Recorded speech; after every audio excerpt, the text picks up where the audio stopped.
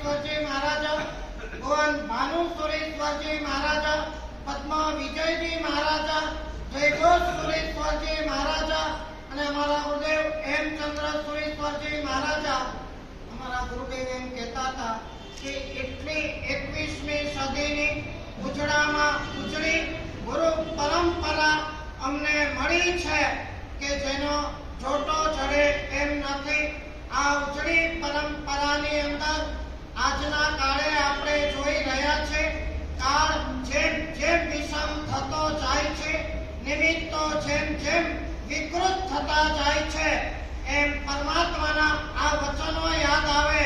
2000 વર્ષ પછી આ ઓલો ભસ્મ ગ્રહ જશે અને આ જૈન શાસનનો ઉદિત ઉદય થશે. આજે આપણે જોઈએ છે 1 કલાક મોબાઈલ છોડાવવો મુશ્કેલ છે, 1 કલાક એસી બંધ થવું મુશ્કેલ છે.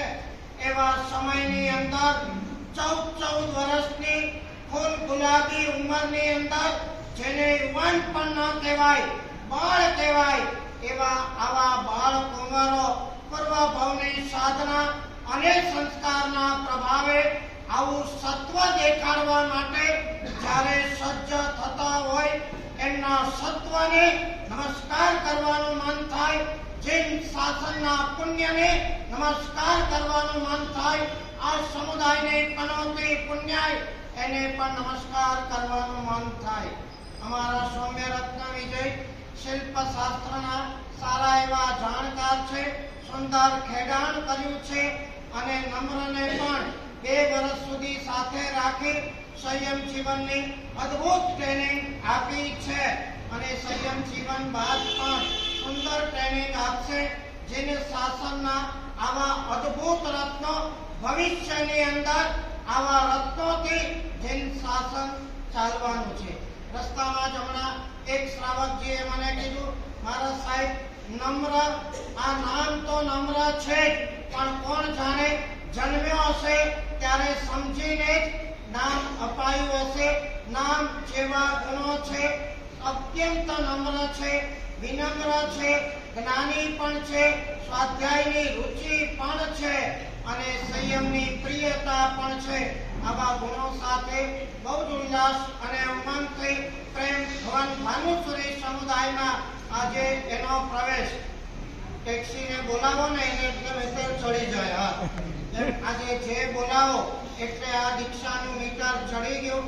આજથી આ દીક્ષા જીવનમાં ભાવ પ્રવેશ એમનો થઈ ગયો.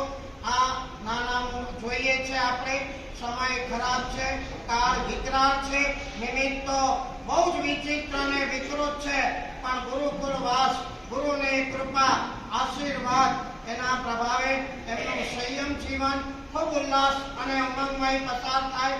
દીક્ષા મહોત્સવ ખૂબ જ રંગે ચંગે શાસન પ્રભાવક રીતે થાય અને જે ઉલ્લાસથી સંયમ લે છે એવા જ ઉલ્લાસથી જીવનના ચરમ શ્વાસ સુધી આ દીક્ષા યોગનું પાલન કરી પોતાના આત્માનું કલ્યાણ કરે એ જ એક અંતરની અભ્યર્થના.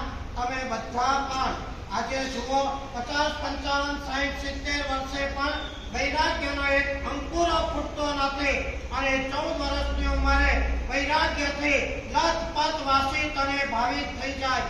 આશીર્વાદ આપજો, શુભેચ્છાઓ આપજો અને જોઈને એમ થઈ જાય કે કરી ગયા અને આપણે રહી ગયા ને મરી ગયા એમ સમજો.